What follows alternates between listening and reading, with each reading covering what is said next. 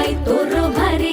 दिसते भारी गणपतीची स्वारी अन आला धादिस मामाच्या घरी मालवण चिपळूण सावंतवाडी माझ्या कोकण गावांचो दिमाग भारी दिसते भारी गणपतीची स्वारी माझ्या कोकणा वाटे तुम्ही वळवा गाडी धमाधमान हाका गाडी माझ्या कोकणचो रस्तो